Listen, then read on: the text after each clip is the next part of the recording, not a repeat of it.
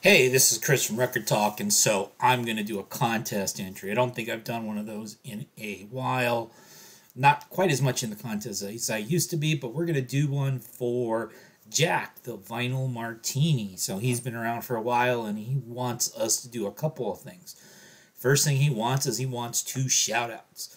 So the first shout I'm going to give is to Martin, the Vinyl Scavenger. So he's our buddy over in the UK. He likes to do the crate digging thing. I like to do the crate digging thing. And he shows us weird records he finds. He had a video where he showed us like a big box of 7-inch records. And I'm kind of into all that sort of stuff. So if you like the sort of digging, scavenging side of record collecting, check out the Vinyl Scavenger, Martin, if you haven't already done so.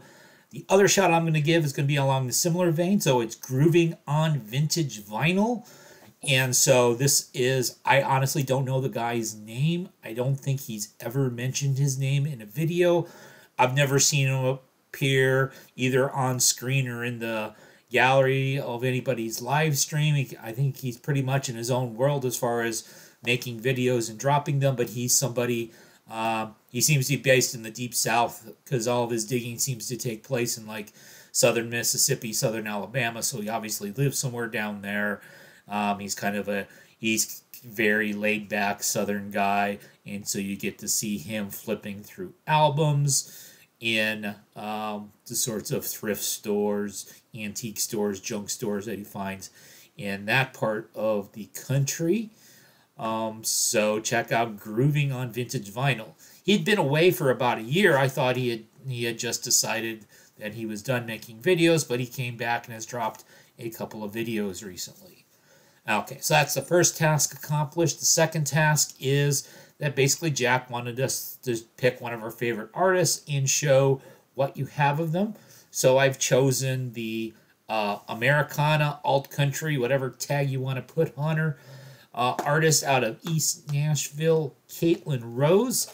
So I'm going to start off by showing a couple of her very early EPs that are on. These are CDs. So there's one called Dead Flowers, which came out on Theory 8, which was a minor Nashville label back in, I think that came out in like 2008. This one came out at a pretty similar time as well, with some songs. Own Side ended up being on her debut album, which I'll show you in a bit. So kind of the story of Caitlin Rose is that I think she was born in the late 80s, so she's in her mid-30s now.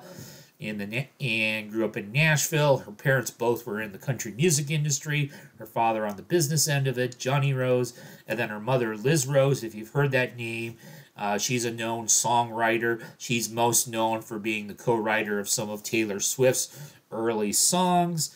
And so Caitlin Rose obviously grew up in that environment, and she kind of dabbled with like guys that were into like indie rock and alternative and a little bit of punk in high school. So she's a bit of a rebel, and she's kind of liberal politically. So of course we have to put her in Americana.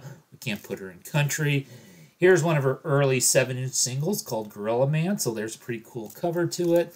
Some of the same songs that were on some of those CD EPs. So we got Shotgun Winning, Gorilla Man, Answer in One of These Bottles. So Caitlin has some sad drinking songs. The Margot Price song, Hurtin' on the Bottle, was actually co-written by Caitlin Rose. And so there's, again, Theory 8 Records. So that's nice and cheap and obscure looking. And then finally she put out her debut album back in 2011 called Own Side Now, which got a bit of attention. She actually got more attention across the pond, I think, over in the UK than she did in the U.S., but I think this was just a wonderful record. She's got that wonderful Patsy Cline-esque voice, but it's kind of filtered through somebody who grew up in the first decade of the 21st century. So that record I have was like the 10th anniversary reissue because I only had it on CD before. So there's the hype sticker, and there's a signed postcard. I usually don't have signed stuff by people, but if I happen to bumble across it, it's okay. I also have, at some point, I had picked up her single, Shanghai Cigarettes, which was a duet with sort of the indie folk guy Raylan Baxter.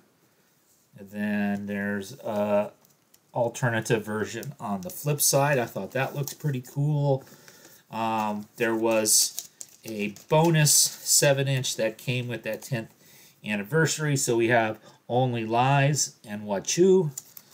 And then in 2013, she released her second full-length album, which was probably not as country, a little bit more on sort of your country rock, a little bit more Linda Ronstadt-y, called The Stand-In. And so I didn't like The Stand-In as much as Own Side Now. I think Own Side Now is brilliant, one of the best albums of that MySpace era, so the late aughties and the early 10s, that kind of 2008 to 2012 time period. And then there was a huge gap. We didn't see an album from her until this came out in, I believe, 2022 finally. So almost a 10-year gap before she finally released another album called Kazimi. It's got some great songs like Modern Dancin', Getting It Right, Black Obsidian.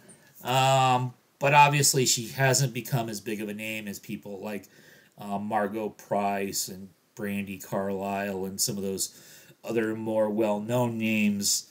But I think Caitlin Rose is highly underrated if you're at all into that style of music.